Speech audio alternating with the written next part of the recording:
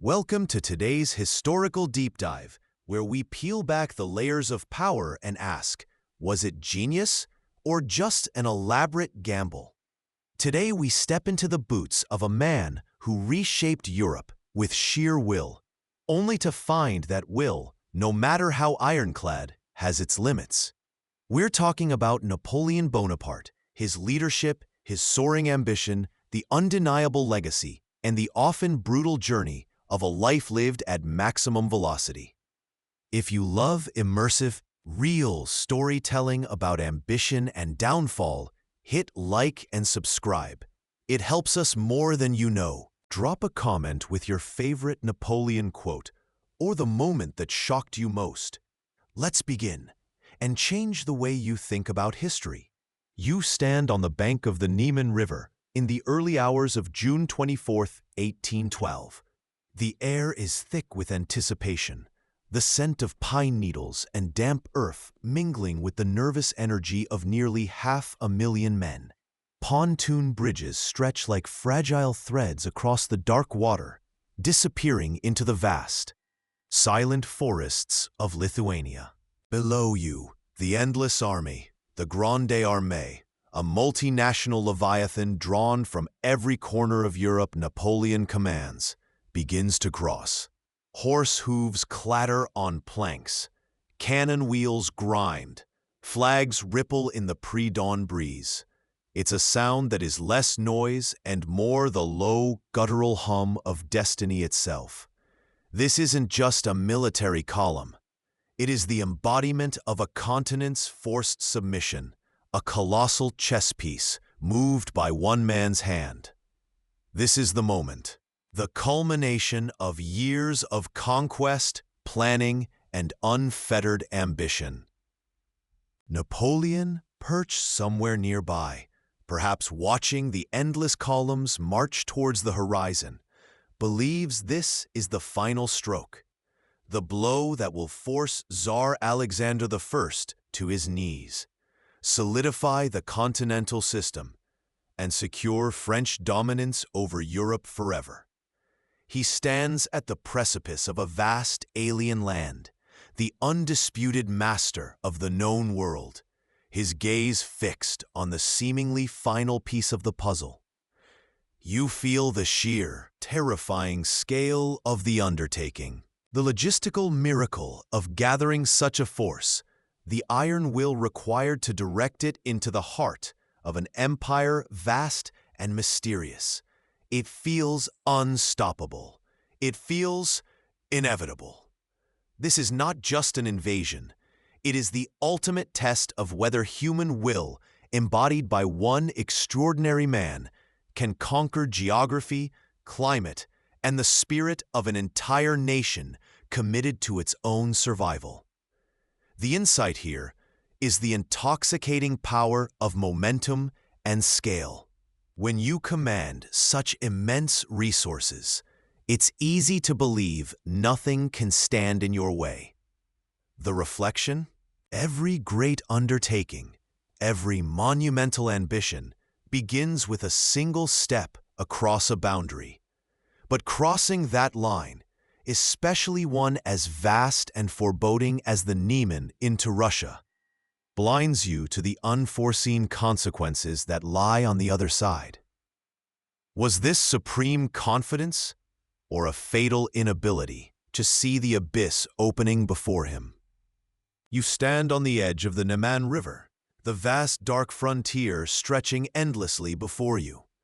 Tens of thousands of soldiers, a glittering river of steel and resolve, flow across the makeshift bridges into the silent, ominous depths of Russia. This is the Grand Armée at its terrifying zenith, a force forged in fire and victory, now pointed like a spear towards the heart of the East. But why? Why march into this abyss? The official reasons chatter like dry leaves in the wind. Trade disputes choking the continental system, Tsar Alexander's defiant withdrawal from the economic chokehold Napoleon had placed on Britain, perceived slights that gnawed at imperial pride, and the ever-shifting, treacherous alliances of European courts. Yes, these are the pretexts, the diplomatic footnotes. But standing here, watching this endless human tide swallowed by the horizon, you sense it's profoundly more personal.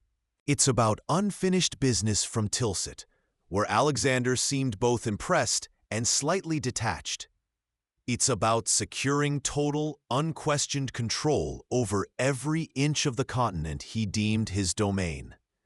It's about punishing a rival emperor who dared to assert his sovereignty, who dared to defy the master of Europe.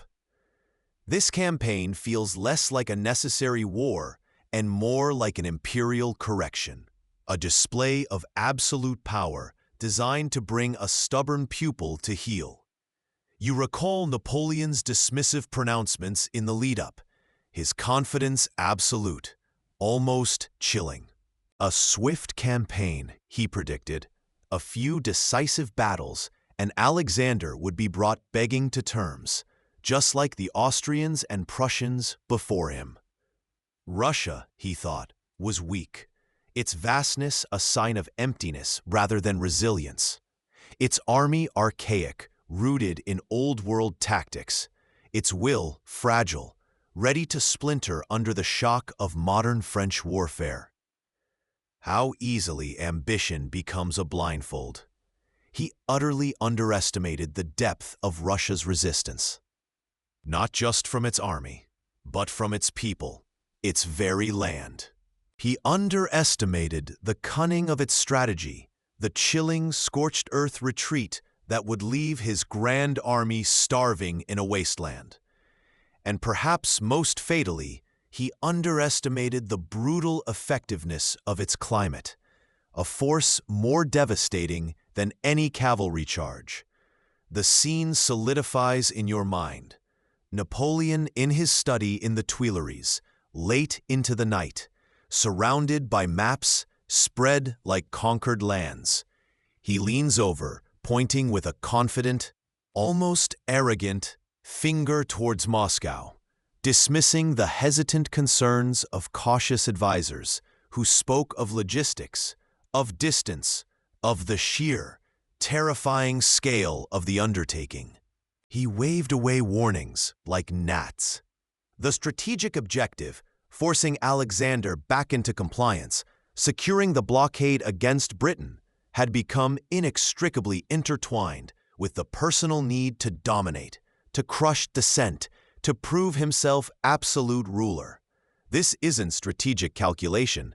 It's the spark of hubris igniting a powder keg. Ask yourself, when does grand strategy blur into personal obsession? This is the chilling insight. How easily personal ego and historical rivalry can become so entangled with grand strategy, clouding judgment with desire, turning calculated risk into reckless gamble. The reflection is stark. Beware when your strategic objectives become indistinguishable from your personal need to dominate. When the lines between empire's need and your own pride vanish. That is when the greatest errors are made, not on the battlefield, but in the echoing silence of one man's unwavering, fatal self-belief. What cold wind whispers through the mind of a man who believes he cannot fail? You are no longer in palace halls or on familiar battlefields. You step onto a dusty road that stretches seemingly to the horizon, choked with the movement of 500,000 souls. This is the Grand Armée, not just marching, but flowing eastward like a human tide. Look closer. These aren't just soldiers. They are French, Italian, German, Polish, Swiss, Dutch, even Croats. A kaleidoscope of uniforms, languages, and histories, bound together by the emperor's will, by coercion, by the intoxicating promise of unimaginable glory. They are a nation on the march, a migrating city of wagons piled high with supplies, herds of cattle driven forward for meat, camp followers, laundresses, merchants, even the occasional actor hoping for a performance in a captured city. The air vibrates with the shuffling of countless feet, the creak of wagons, the distant braying of mules, the shouted commands in a dozen tongues. There's a swagger in many strides. They have humbled empires after all. What is Russia but another king to bring to heel? The sheer scale is breathtaking, an instrument of power unparalleled in history. Yet even now, early in the relentless push eastward, cracks begin to appear in the magnificent facade. A wagon wheel shatters, bringing 100 men to a halt. A horse collapses from exhaustion. The vast columns strip the sparsely populated land bare, and finding forage becomes a daily desperate struggle. Discipline frays at the edges, tested not by enemy fire, but by the sheer logistical nightmare of feeding and moving this behemoth. This is the chilling insight. Even the most magnificent instrument ever forged by human will is composed of fragile bones, weary flesh, and fallible logistics. Its strength is only ever as great as its weakest link. A tired horse, a poorly maintained wagon, a soldier succumbing to dysentery. And scale, you learn, doesn't just multiply strength, it amplifies every single vulnerability. The carefully constructed plans, the supply depots painstakingly organized, stretch thinner and thinner across the widening map. You are witnessing the profound truth that the further you extend your reach, the more diffuse your control becomes, and the more susceptible you are to the friction of reality, the simple, brutal resistance of mud, distance, and hunger. Look at the face of that young recruit, already etched with fatigue. See the veteran sharing a crust of bread with a fellow soldier from a different land. This machine, this engine of empire, runs on human endurance.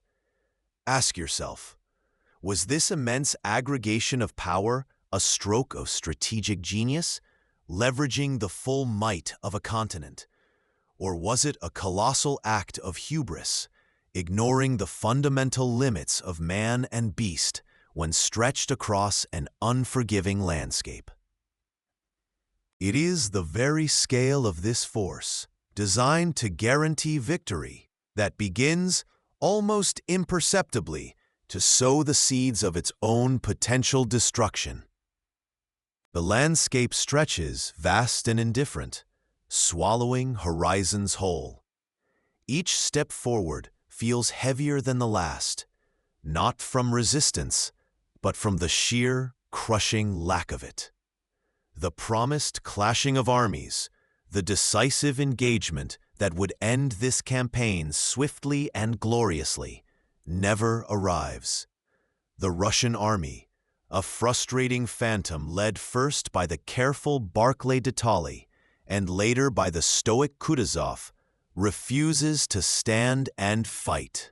They execute a brutal, patient dance of denial, retreating deeper and deeper into the immensity of their homeland, drawing the Grand Army, your magnificent machine forged for conquest, after them.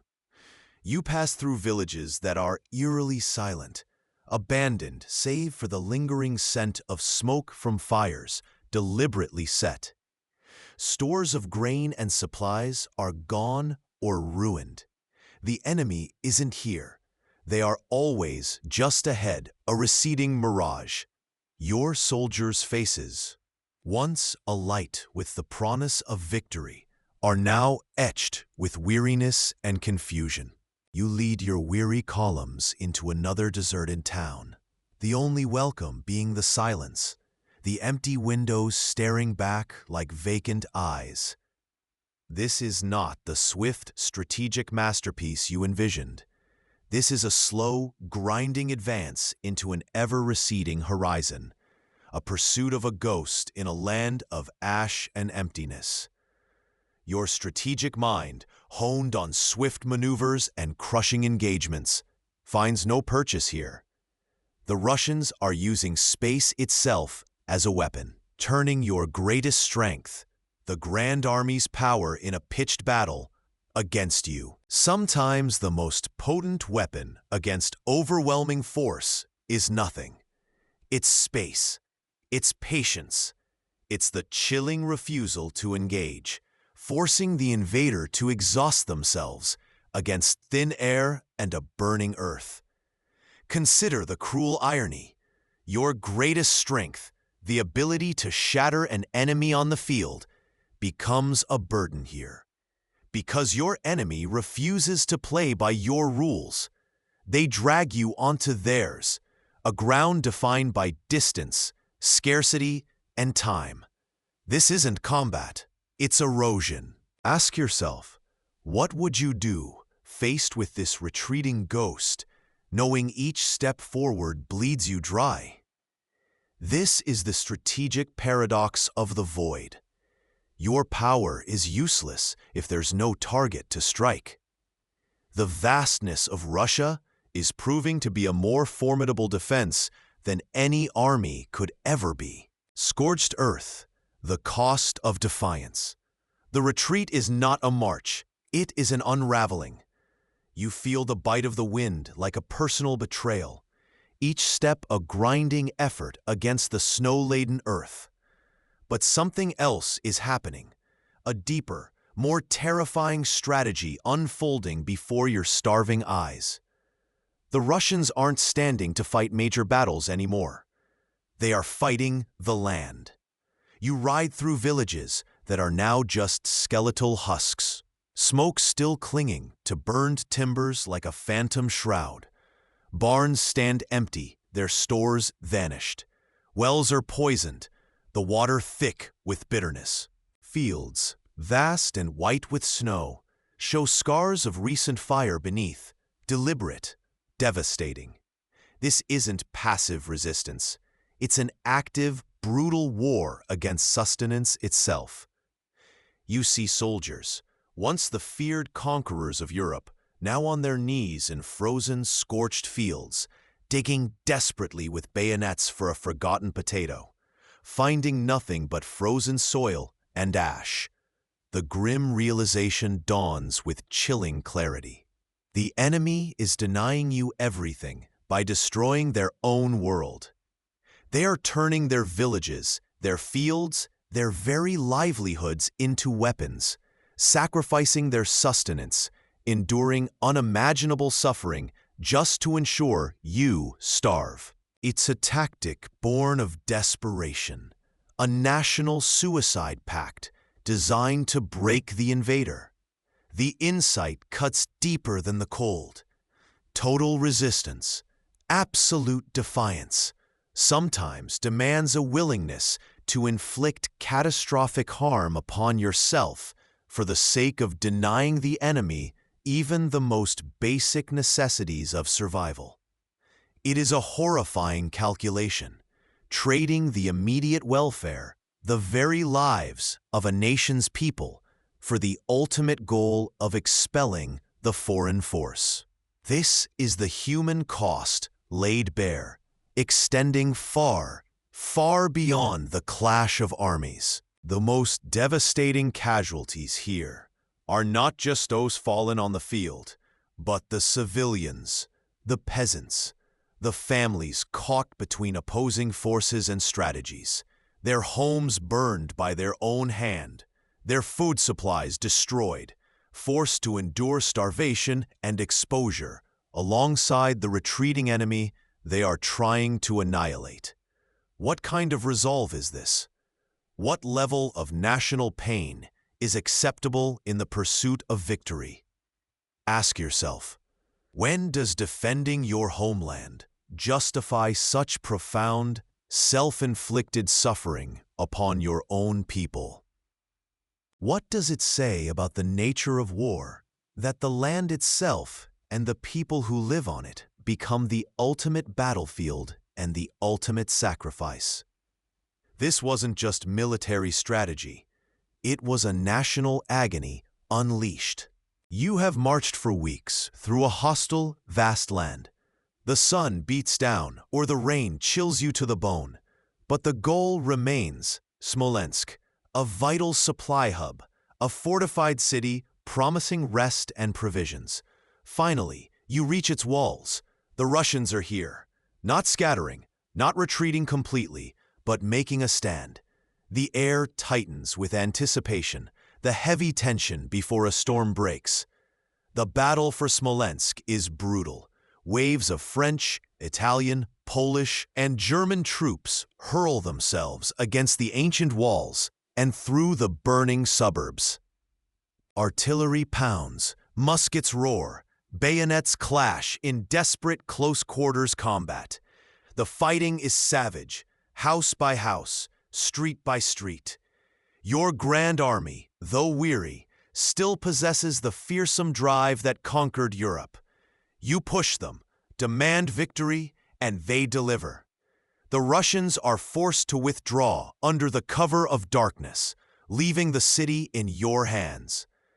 But as dawn breaks, victory turns to ash. You ride into Smolensk, expecting a captured city, a trove of supplies, shelter for your exhausted men. Instead, you find an inferno. The retreating Russians, in a chilling act of scorched earth defiance, have systematically set the city ablaze. The streets are choked with smoke, buildings reduced to skeletal timbers and smoldering rubble.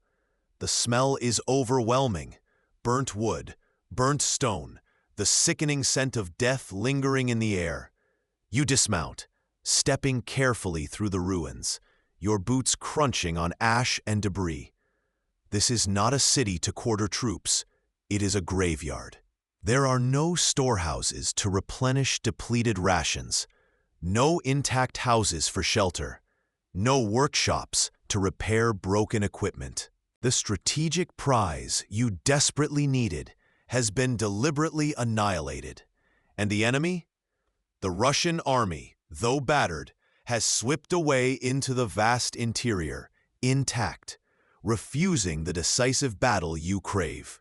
You stand amidst the ruins, the flickering flames reflecting in your eyes. A tactical triumph. You took the city, you pushed the enemy back. But strategically, it is a void. You have captured nothing but smoke and ashes. The cost in lives and precious resources is immense, the gain negligible. The Russians are teaching you a bitter lesson.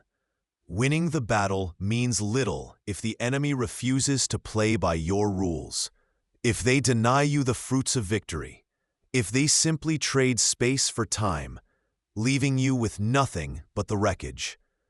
This desolate scene highlights a critical, painful truth. A victory that does not advance your strategic objective is not a victory at all. It is merely an expenditure. You won the engagement at Smolensk, yes, but you are no closer to forcing the Tsar to the negotiating table, no closer to securing winter quarters and supplies, no closer to ending this campaign. The enemy dictated the terms by denying you the decisive outcome you needed. Ask yourself, standing in his boots in that smoldering ruin, is this still the path to Moscow, or merely a march into a deeper trap? True leadership, you realize in this moment of stark clarity, isn't just about the brilliance of winning engagements. It's about the wisdom of knowing if those victories are actually moving you closer to your ultimate vital goal, or simply bleeding your resources dry in a landscape of ashes. The air hangs thick with the stench of burnt powder and blood, a coppery mist rising from the ground as the sun fights to break through. You stand, or perhaps sit astride a horse, on one of the slight rises overlooking the vast, tortured plain. Weeks, months of chasing shadows across this immense, unforgiving land. Finally, they stopped. Here, at Borodino, the battle you craved, the promised land of a decisive confrontation. The moment you believed would shatter the Russian army and open the gates to Moscow, what unfolded was not a dance of strategy, but a monstrous meat grinder. All day, the cannon roared, a ceaseless, deafening thunder that shook the very earth. Muskets cracked like a million brittle branches snapping. And the screams of men and horses, a terrible chorus of agony that rises even now above the distant sporadic firing. The field is a churned nightmare. The Great Redoubt, once a symbol of Russian defiance, is a broken, blood-soaked ruin, captured, lost, and recaptured again and again at horrific cost. Tens of thousands lie dead or mangled, scattered like fallen leaves in an autumn gale. Bluecoats and greencoats intertwined in the final grim embrace of battle. Your marshals send back reports, each one a hammer blow of casualty numbers. Devoe wounded, Ney's corps decimated, Friant's division annihilated. The Guard, your ultimate reserve, remained mostly uncommitted, a decision that still sparks debate amongst those who survived this day of slaughter. Was it prudence or a fatal lack of decisive courage in the critical moment? The Grand Army pushed them. Yes, you took their positions. You forced them back through sheer, overwhelming force and unimaginable sacrifice. But they did not break. As dusk descends, the ragged remnants of Kutuzov's army retreat, not in panicked flight, but in bruised, bloody order. Defiant. They absorbed the punishment you dealt out, the most horrific casualty rate you had ever inflicted. And they still stand, diminished but undefeated as a fighting force. This is the butcher's bill. The glory you sought here was purchased with the lives of 50,000 men, perhaps more, on a single brutal day. And for what? Not the annihilation of the enemy, not the decisive victory that would end the war, just a bloodbath, a strategic stalemate bought at an unbearable human cost. The resilience of the common soldier, his willingness to stand and die for his country, has blunted the sharpest edge of your tactical genius and the raw power of the Grand Army. Look out at that field. Hear the groans of the wounded in the fading light. Ask yourself, what is the true price of such a victory? When the result is strategically inconclusive, leaving you with shattered strength and an enemy who still breathes defiance, was it worth the cost? What happens when the iron hammer meets an anvil that refuses to shatter? Dust rises around your boots as the Grand Armée marches. Days after the blood-soaked fields of Borodino, the spires of Moscow finally break the horizon. Golden domes gleaming under the late summer sun, the heart of Russia, the prize so fiercely fought for, is seemingly within grasp. The air thrums with weary anticipation, the promise of rest, of a final, definitive victory that will force the Tsar's hand. You, Emperor, ride at the head, your eyes fixed on the approaching city walls, expecting defiance, expecting parley, expecting a grand, if perhaps bitter, surrender. But as you breach the gates, an eerie silence descends. The clamor of hundreds of thousands of soldiers entering a capital city should be met with noise, shouts, pleas, resistance, or even welcoming cheers. Instead, there is nothing. An unsettling quiet hangs over the broad avenues, the ornate buildings, the labyrinthine streets. The city is vast, sprawling, a monument to Russian history and power, yet utterly deserted. Shops are shuttered, windows are dark. Not a soul stirs in the squares or alleyways. The inhabitants have fled, taking with them not just their lives, but the very lifeblood of the city, the supplies, the food, the means of sustenance. This isn't just an evacuation. It feels like an exhalation, the city holding its breath, waiting. You ride into the Kremlin courtyards, the historical, spiritual, military heart of Russia. Stone under hoof, echoing silence around ancient walls. The grand palaces, the cathedrals, the administrative buildings, all empty, echoing your footsteps and the confused murmurs of your officers. The sense of triumphant entry curdles into something chilling. This isn't the capitulation you had envisioned. It feels less like taking a city and more like entering an abandoned stage set, intricately prepared for an audience that never arrived. The victory feels hollow, tainted by this profound absence. You have taken Moscow, yes, but what exactly have you taken? Here lies a brutal lesson in strategy, a moment where the simple act of reaching the objective becomes the most profound danger. The enemy didn't stand and fight to the last man within the walls. They yielded the physical space to draw you deeper into the vast, unforgiving expanse of their empire. They traded territory for time, distance, and the destructive power of their own climate. The swift, decisive victory you craved, the one that would end the war, has evaporated, replaced by the chilling realization that you are stranded deep within hostile land, surrounded by nothing but emptiness and the looming specter of a Russian winter. It's a chess game where your opponent didn't just resign. They swept their pieces off the board and invited you into a room they then set on fire. Ask yourself, when does achieving your goal become the trap itself? What happens when the resistance you prepared for never materializes, leaving you to grapple with a challenge entirely outside your anticipated battle plan?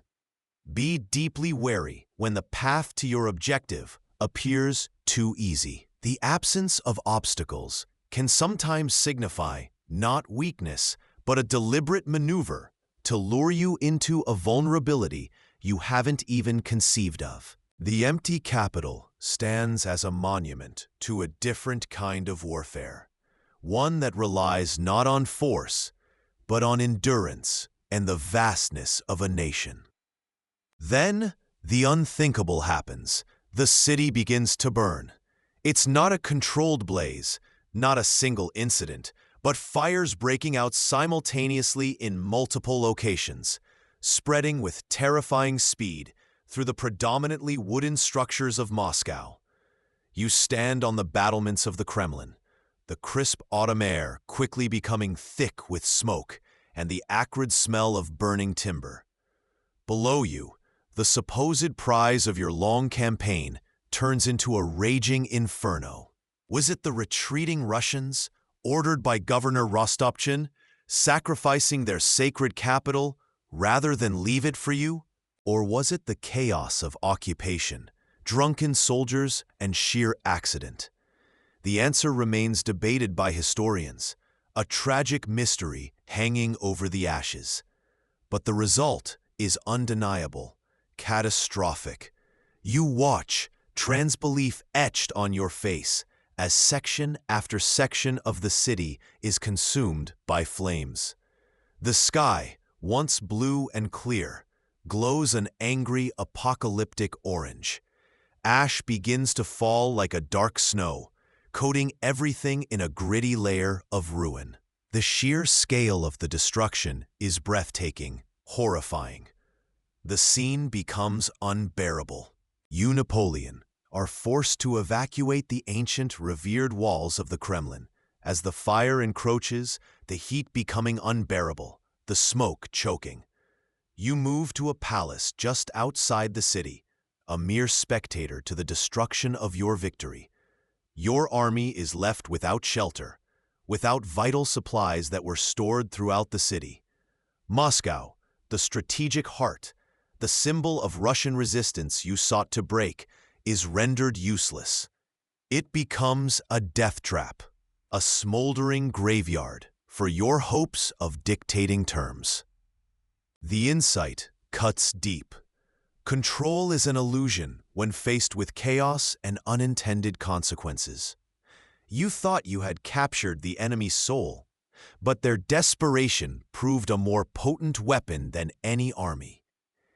Even occupying the enemy capital is meaningless if that capital is gutted, if your prize turns to ash before your eyes.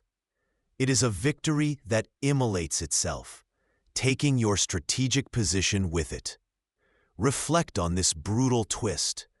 Actions have unpredictable reactions. Sometimes, your enemy's ability to sacrifice everything, their home, their history, can be more destructive than any planned defense you anticipated. Your triumph becomes a ruin, your winter quarters a literal non-starter. Ask yourself, was this a failure of intelligence? A failure to understand the Russian spirit? Or simply a roll of history's cruelest dice? What do you do now, standing outside the burning husk of your conquest? You stand amidst the ruins of the Kremlin, a conqueror in a ghost city. Smoke still hangs in the frigid air, a constant, acrid reminder of the flames that consumed much of Moscow. You pace these damaged, opulent halls, the heart of a defeated enemy's empire. Yet victory feels strangely hollow, incomplete. Days bleed into weeks, each morning dawning colder, each evening falling faster into the encroaching darkness. Your gaze falls upon the maps spread across a grand table, meticulously marked with troop movements that now feel irrelevant. You came here expecting a capitulation, a formal surrender from Tsar Alexander I, the rival emperor whose armies you have driven back, whose capital you occupy. But the messenger you sent has returned, empty-handed, and another, and another. Silence is the only response from the distant Russian court. It's a psychological warfare you hadn't anticipated, a test of patience you are spectacularly failing. The initial heady sense of triumph at taking Moscow has dissolved, replaced by a gnawing frustration, a disbelief that your sheer military might and occupying presence are not enough to bend a single man's will. The situation is a cruel, ironic twist on your own strategic genius. You've mastered the grand battle, the swift maneuver, the decisive blow.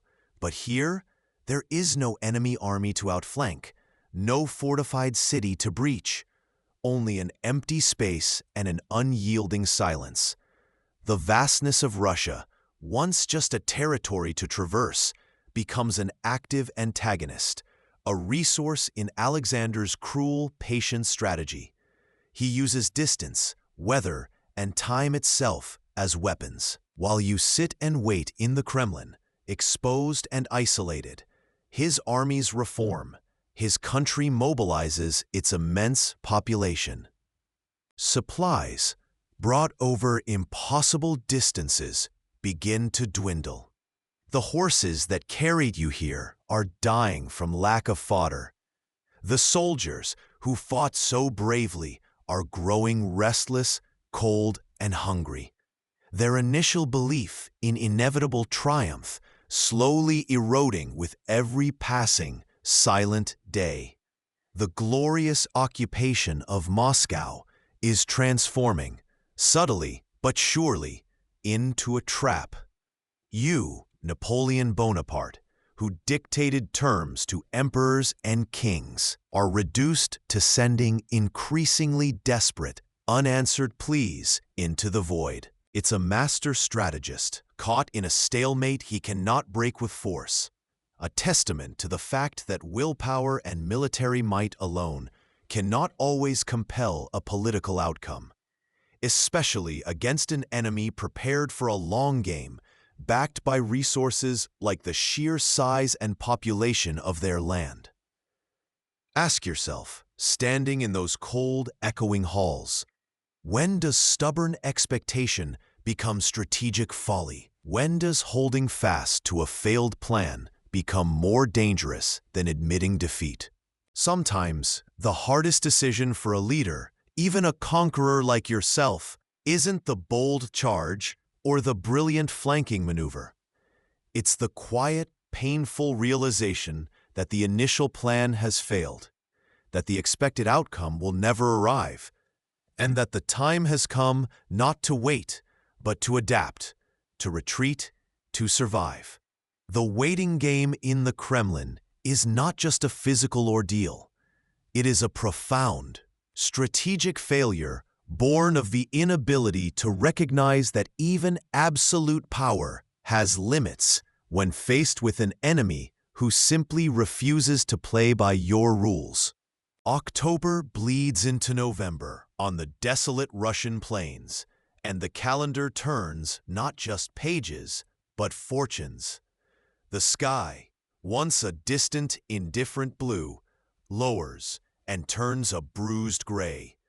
You feel it first as a biting wind, then a dusting, then the inexorable, silent descent of snow. The first true signs of the brutal Russian winter arrive, a force more formidable than any Tsar's army. Temperatures plummet with terrifying speed, transforming the landscape into a frozen, hostile realm. The Grand Army, once the proud vanguard of an empire, begins to fray at the edges, then unravel entirely. The horses, already skeletons from lack of forage and endless marching, succumb in droves. Their frozen carcasses litter the path, grim milestones of the retreat not yet fully underway, but already dictated by the elements. Soldiers, many still in the uniforms of summer, huddle together for warmth that never feels sufficient. Their breath turns instantly to ice in the frigid air, a visible testament to the cold gnawing at their very bones. The cheerful facade of summer, the confidence that propelled them across Europe, is replaced by a grim, silent struggle for basic survival against an enemy that cannot be negotiated with, cannot be outmaneuvered, cannot be conquered by force of will alone. The logistics chain, already stretched thinner than thread over hundreds of miles of hostile, scorched earth, doesn't just bend, it snaps. Supplies fail to arrive. Food becomes a desperate dream. The instruments of war become burdens. Cannons are abandoned not because of enemy fire, but because the horses are dead and the men are too weak to pull them through the deepening snow. This is the raw, brutal consequence of underestimating geography and meteorology. Napoleon, the master strategist who bent nations to his will, now confronts a force that knows no strategy, only implacable physical reality. He believed his ambition, his genius for organization, could overcome anything. He was wrong. Here is the stark, undeniable insight. Nature is an impartial, unconquerable force that respects no emperor, no army, no grand design. Ignoring fundamental environmental realities in your planning, whether on a battlefield or in life, is not merely a mistake. It is a recipe for absolute, catastrophic disaster. The belief that sheer will can supersede physical limitations, that determination alone can melt ice or conjure food from frozen ground. This is the cruelest form of hubris. Reality has a brutal, unforgiving way of disabusing you of such notions, reducing emperors and armies to shivering, struggling figures against an indifferent, frozen backdrop. Ask yourself, how often do we ignore inconvenient realities, physical, emotional, logistical, believing our desire for an outcome is enough to overcome them? What would you have done, standing there in the biting wind, watching your grand plan crumble? not to an enemy charge, but to snowflakes. The order comes. Not forward, but back. Too late, say the seasoned officers under their breath. A whisper, swallowed by the vast, indifferent Russian winter. The Grand Army turns, a colossal, broken machine grinding into reverse. You see the shift immediately. The light in men's eyes dies, replaced by a dull, animalistic focus on survival. The planned retreat route, a calculated path south designed to find supplies and avoid the worst, is already sealed. Kutuzov's forces, like patient wolves, have anticipated the move. Now, there is only one way left, back the way they came, onto the ravaged Smolensk road, a path already stripped bare, littered with the ghosts of the outward march. This is no longer the conquering tide that swept across Europe. This is a multitude in dissolution. The long columns stretch into the frozen horizon, no longer marching with purpose, but trudging, shuffling, a river of human misery flowing against the current of their own ambition. Uniforms are rags. Faces are gaunt masks of desperation. Look closely. The proud eagles, the symbols of imperial victory, are now cumbersome weights. Banners, once held aloft with defiance, are furled, stained, some simply abandoned in the snow. Burdens too heavy for men, whose only burden is their own aching body and the gnawing hunger. The mood is a palpable despair, thick as the icy fog that settles on the endless plains. Here is a harsh truth often overlooked. Retreating effectively is perhaps the most difficult act of war. Advancing builds morale, fuels hope. Turning back shatters it. Discipline, forged in victory, cracks under the relentless pressure of defeat and deprivation. Every step backward is a psychological blow, a tacit admission of failure that corrodes the will to fight, even to survive. An army on the march forward dreams of glory. An army in retreat dreams only of escape. Consider this. True leadership in crisis is not just about the bold command forward, the audacious gamble. It is perhaps more about the grim, thankless task of managing collapse. It's about trying to preserve what can be preserved when the grand strategy lies in ruins. About finding the strength to turn a rout into a retreat, and a retreat into something resembling a controlled withdrawal. What would you have done standing in his boots, watching the engine of your power disintegrate into a struggling mass, knowing every step takes you further from your objective and closer to ruin? The air bites with a ferocity you never knew existed. Each breath is a knife in your lungs. This isn't a strategic withdrawal. It's a death march across a frozen hellscape. The Grand Army, once a tide of conquering men, is now a ragged, staggering line of ghosts. The snow is a blanket, soft yet unforgiving, muffling the sounds of suffering, but not the feeling. Cossacks, like wolves on the flanks, snap at the edges, their hit-and-run attacks a constant, chilling reminder that the enemy isn't just the cold or the hunger, but a persistent, unseen threat. You watch as men, once proud grenadiers or dashing cavalrymen, stumble, their faces gaunt, eyes hollow with a primal fear and an all-consuming need. Food is a distant memory. You see soldiers gnawing on frozen leather, boiling tree bark, or fighting over the carcass of a fallen horse. Discipline, the bedrock of Napoleon's success, has dissolved like mist in the brutal sun, if there were any sun to be found. Ranks are meaningless. Survival is the only rank that matters now. Men discard their weapons, their packs, anything that weighs them down, leaving a trail of discarded glory across the white plains. Yet, amidst the horror, you see moments that make your heart ache. A soldier carrying his frostbitten comrade, sharing the last crust, shielding a weaker man from the wind. These flickers of humanity are starkly contrasted by the brutal reality of others pushing the fallen aside, stepping over the dying without a second glance. Their own survival, the only calculus left. The ground is littered with bodies, frozen statues of despair.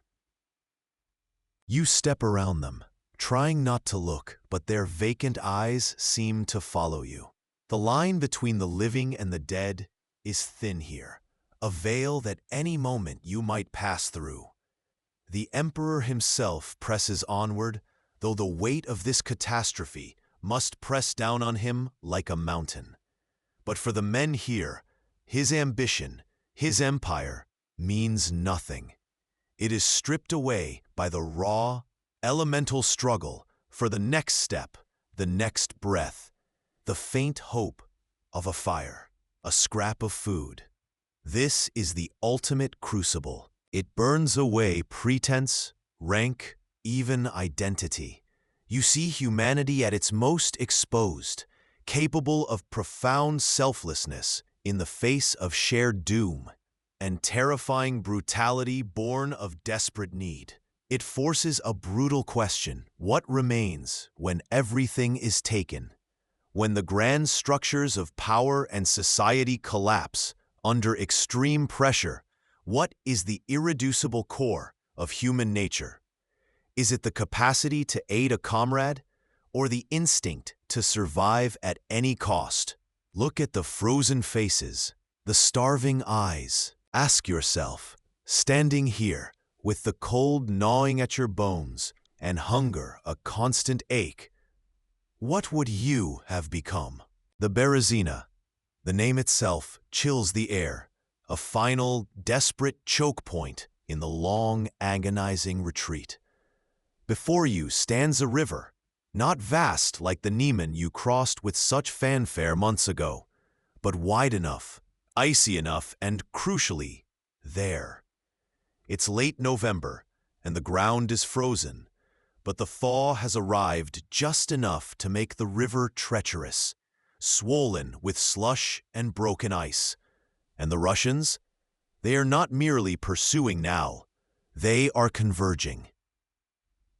Chichagov's army is on the far bank. Wittgenstein's is closing from the north, the Tusov from the south and east. The remains of the Grand Army, maybe 40,000 effective soldiers mixed with double that number of stragglers and civilians, are caught in a pincer. It is, by every military calculation, checkmate. Annihilation seems inevitable. But even in this frozen hell, amidst the wreckage of the Grand Army's pride and power, a flicker of defiant genius remains. Napoleon arrives at the river's edge. The pontoon train, his planned method of crossing, was abandoned or burned earlier in the chaos. There are no bridges here, only the river, the enemy, and despair. What do you do when every strategic option is gone? You turn to human ingenuity. You gamble everything on sheer desperate effort. Enter General Jean-Baptiste Ebly and his engineers, the pontonniers. These men, already starving, already freezing, are given an impossible task: build 2 sturdy bridges across the Berezina, here and now, while the Russians close in. Their tools are inadequate, their materials salvaged. They work in freezing water, up to their chests for hours on end. The ice cuts at their legs, the cold sears their lungs. Many simply collapse and die in the current, their frozen bodies swept away under the slush. Yet they work, relentlessly, fueled by discipline, loyalty, and perhaps a desperate hope that someone might survive. This is the heart of the ordeal. not just the fighting, but the almost unbelievable human sacrifice required just to create the possibility of escape. As Eble's sappers perform their near miracle, battle rages on both banks. On the eastern side, marshals like Oudinot and Victor throw their depleted corps into desperate fights to hold off the main Russian forces, buying precious hours. On the western side, Ney fights to establish and hold a bridgehead against Chichagov. These are savage, brutal engagements, fought by men whose boots are falling apart, whose faces are gaunt with hunger, but who still find the courage to stand and fight against overwhelming odds. It's a testament not just to Napoleon's leadership, but to the extraordinary, often overlooked, endurance and bravery of the soldiers themselves. Then comes the crossing. As soon as the first bridge is partially complete, the crush begins. It's not an orderly military movement. It's a stampede of survival. Soldiers, civilians, women, children, wagons piled high with salvaged possessions. They surge onto the narrow wooden spans. Panic is absolute. Wagons overturn, blocking the path. People stumble, are trampled, or pushed over the side into the icy water. The sound is a horrifying symphony of cracking wood, desperate screams, the braying of overloaded horses, and the relentless, terrifying boom of Russian artillery finding its range. You see people climbing over the dead and dying, discarding everything, family heirlooms, even loved ones who have fallen, in the frantic scramble for the other side. It is a scene of pure, unadulterated chaos, a raw, brutal display of the survival instinct stripped bare. Eble, knowing the bridges are fragile, tries to control the flow, but it's impossible. He has worked non-stop, refusing even alcohol, to oversee the construction. He watches, likely with despair, as the desperate human tide threatens to break the very lifelines his men died to build. For 2 agonizing days, the crossing continues under constant fire, while rearguards fight and die to keep the enemy at bay. Finally, as Wittgenstein's forces threaten to overwhelm the eastern bank, the order comes to burn the bridges. Thousands are still trapped on the wrong side, their pleas and screams echoing across the freezing river as the flames consume their last hope. Thousands manage to cross. They are saved, yes, but into what? More freezing wastes, more hunger, more pursuit. Thousands more are lost, drowned in the Berezina, killed in the battles, or left behind to the mercy of the Cossacks and the cold. The Berezina is not a victory. It is an escape bought at the most terrible price imaginable.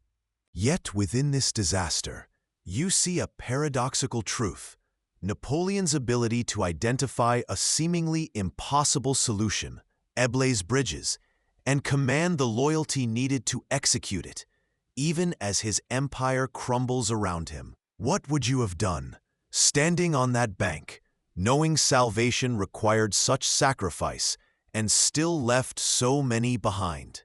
The Berezina reveals the raw, brutal calculus of survival in the face of oblivion.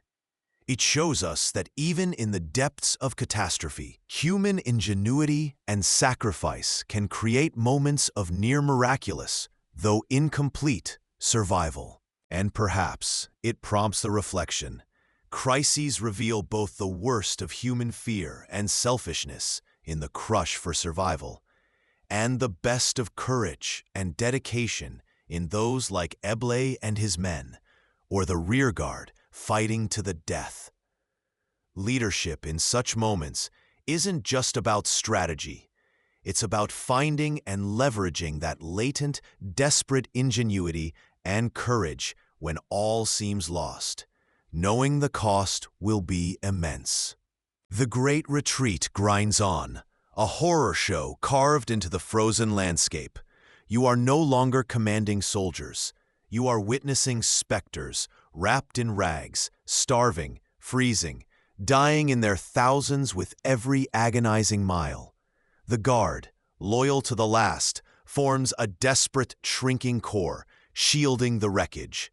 For days, you have endured the same brutal conditions, shared the same meager rations, seen the same vacant stares of men pushed beyond endurance. But now, a different path emerges. You stand beside a swift sleigh, horses pawing impatiently in the biting wind. A crucial bridge has been secured, a sliver of hope snatched from the jaws of annihilation. The remnants are across, or attempting to cross. The worst, the utter collapse of the army as a fighting force, is undeniable. It's a broken instrument, shattered beyond immediate repair here in this wasteland. The decision hangs in the frigid air, heavy with the lives of tens of thousands. Stay, suffer the same fate, perhaps be captured, and the empire collapses with you. The heart ripped out. Or leave, race back to the very source of power, Paris, and leverage the legend that still exists there to raise new armies, conjure new legions from the soil of France, and defend the crumbling edifice from the enemies who will surely seize this moment of weakness. It is the ultimate strategic calculation, cold and brutal. Sacrifice the dying present for the uncertain future. You step into the sleigh. You shed the recognizable trappings of the emperor, adopting a simple fur cloak and the guise of a minor official, Armand de Caulaincourt's secretary. The speed is jarring, a stark contrast to the death march you leave behind. The sleigh pulls away from the column, the rhythmic crunch of runners on snow a counterpoint to the shuffling, stumbling steps of the doomed men. Faster and faster it goes, the figures shrinking behind you, dissolving into the white haze. It is the state, embodied by you, severing itself from the fate of the individual, disposable lives that served it. The official reason is clear, logical, announced in the 29th Bulletin of the Grand Army, crafted to shield the harsh reality. His Majesty's health does not permit him to remain in the rear of the army. And then, the strategic imperative, to re-establish the order of things in Paris.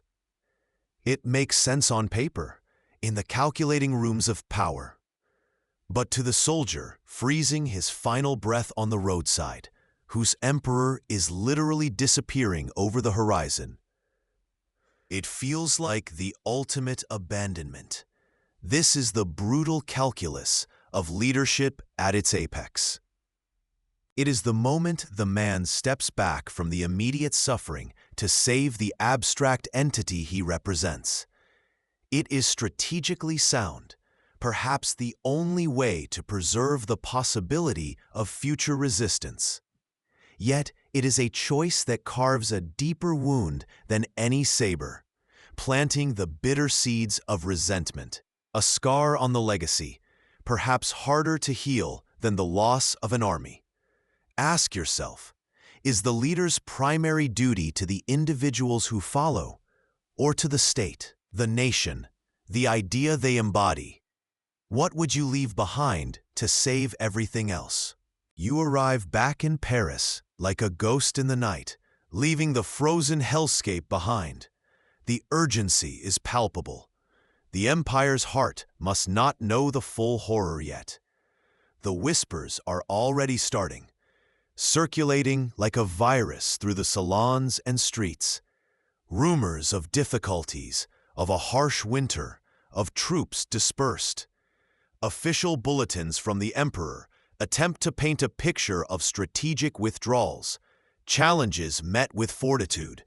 But the truth, a monstrous shadow, is following close behind. Soon, the stragglers begin to arrive, frost-bitten phantoms bearing witness to the unspeakable. Then the official reports, strict of their euphemisms, begin to land on desks in ministries. The scale of the disaster is breathtaking, gut-wrenching. This wasn't just a retreat, it was an annihilation. Hundreds of thousands of men are gone, swallowed by the snow and ice, by starvation, by Cossack lances. But the loss goes far deeper than numbers on a roster. The core of the Grand Armée, the seasoned veterans forged in the fires of Austerlitz and Jena, are decimated. The magnificent cavalry, the eyes and ears and hammer of the army, is wiped out. The logistics train, the arteries of the invasion shattered. And perhaps most critically, the aura of invincibility, the legend that had held Europe spellbound for a decade, has evaporated like mist in the sun. It's like a king returning not with treasure, but with the shattered remnants of his crown and scepter. You must face the political class.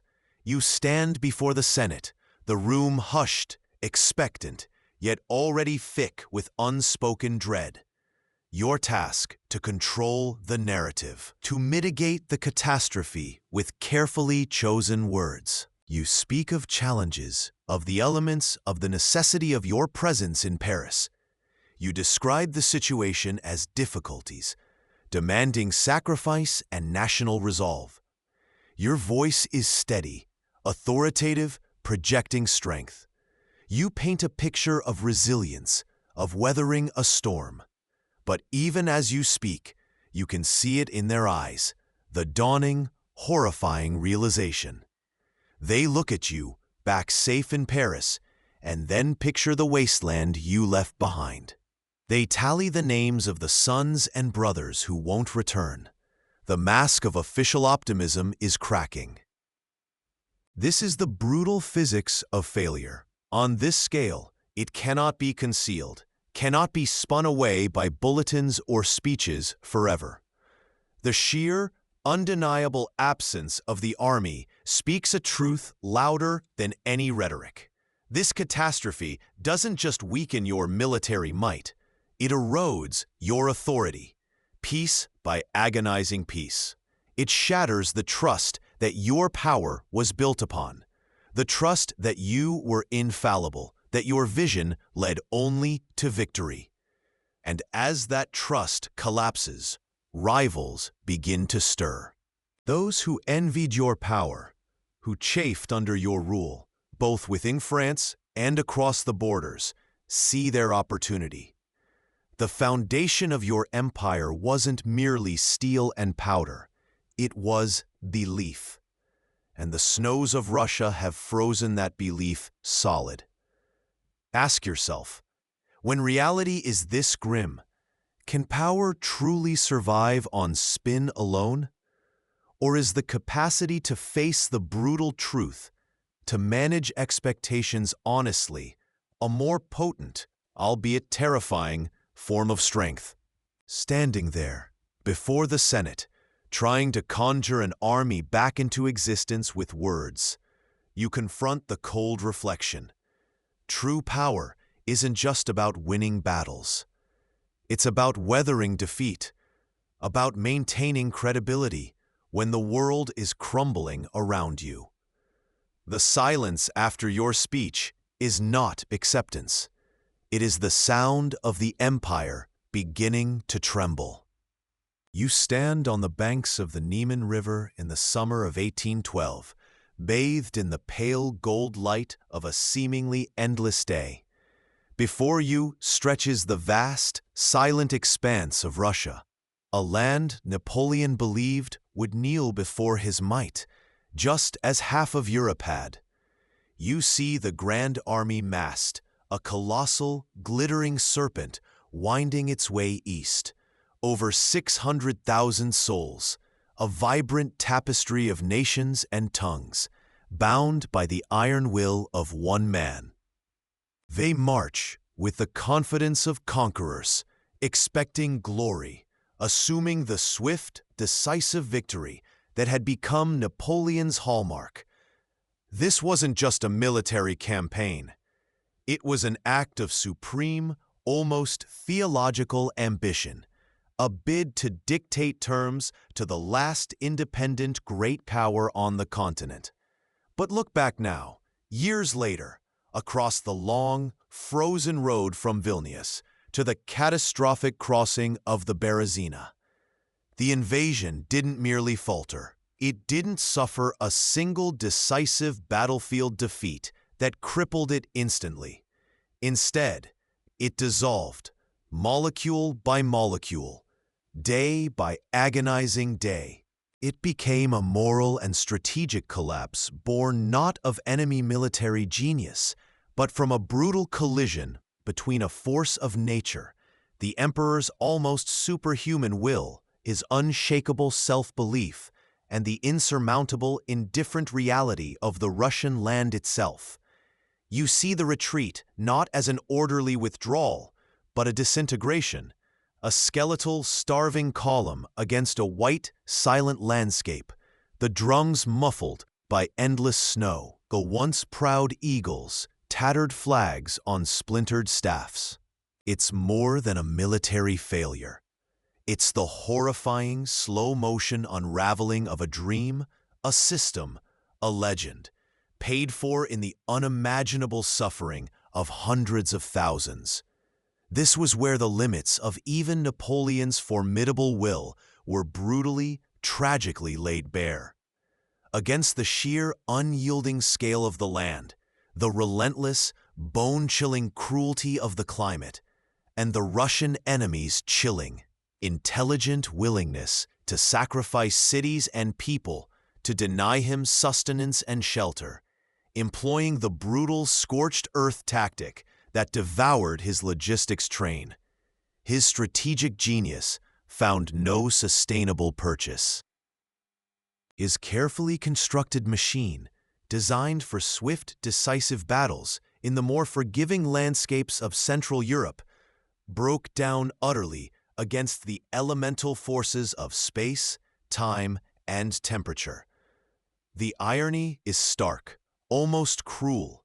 The man who mastered the intricate chessboard of European diplomacy and warfare, maneuvering armies and nations with surgical precision, was undone by a board too vast to comprehend, too cold to endure, and too indifferent to his rules of engagement. His expectation of a quick, knockout blow faded into the brutal reality of an enemy who refused to fight on his terms, who retreated deeper and deeper, trading space for time, land for the enemy's destruction. The principle screams from the snowdrifts, a warning etched in ice and bone. The peril of hubris. Not just the simple arrogance of overestimating your own capabilities, but the far more dangerous delusion of catastrophically underestimating the world outside your own head, the environment, the enemy's spirit, the logistical constraints. When blinded by a decade of unparalleled success, by the seductive power of your own crafted narrative, the inconvenient truths, the warnings from advisors, the logistical impossibilities fade to whispers, drowned out by the roar of ego. Russia wasn't just a campaign. It was ambition unshackled, convinced of its own infallibility, charging headlong into an abyss of its own making. This descent wasn't just a military setback. It was the moral pivot point, the moment the myth of Napoleon's invincibility shattered, sparking a renewed, emboldened fire of resistance across a Europe groaning under his dominance, signing the undeniable beginning of the end for the empire he had built from nothing. Or was it the desperate, fatal gamble of a man who could no longer countenance the possibility of not getting everything he wanted, convinced that sheer force of will would bend reality itself? Was the Grand Army's epic, tragic march into the East a masterstroke of power projection turned unlucky, or the inevitable, fatal overreach of an emperor utterly seduced by his own overwhelming legend? the ghost of 1812 whispers its chilling, timeless truth. Greatness untethered by realistic self-awareness and humility breeds not enduring empire, but inevitable exile. The echoes of the retreat from Moscow still resonate, a chilling cautionary tale across the centuries.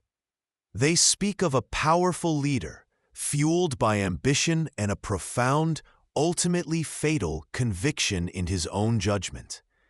He launched a venture of staggering scale without truly accounting for the most basic elements: the terrain, the climate, the enemy's soul, the crushing logistics of penetrating so deep into a hostile, vast land. It is a stark mirror held up to any age, a warning to those who would wage war or pursue power on the belief that sheer will can conquer any obstacle. What if history repeated itself? What if a modern leader, emboldened by past victories, convinced they are the exception to every rule, were to embark on a similarly overstretched, underprepared endeavor? The silent, frozen plains of 1812 offer their grim prophecy. Such ventures often lead not to glory, but to ruin. A ruin paid for in the blood and suffering of countless men and women caught in the wake of unchecked ego. The lesson of the ghost of 1812 is devastatingly simple, yet perpetually forgotten. Ambition is a potent engine, capable of driving individuals and nations to incredible heights. But without realistic assessment, without the humility to acknowledge limits, to adapt when faced with the unexpected, or even to retreat when prudence demands it, that engine becomes a runaway train. It barrels towards a cliff, taking everything with it. Look towards that cold east now. Hear the wind howl across those endless plains. It carries the weight of 500,000 lives, a monument to a single catastrophic miscalculation.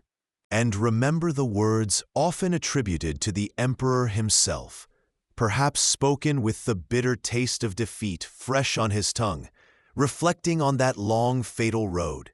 From the sublime to the ridiculous is but a single step. In the end, it wasn't the battlefield that defeated him. It was believing he couldn't lose.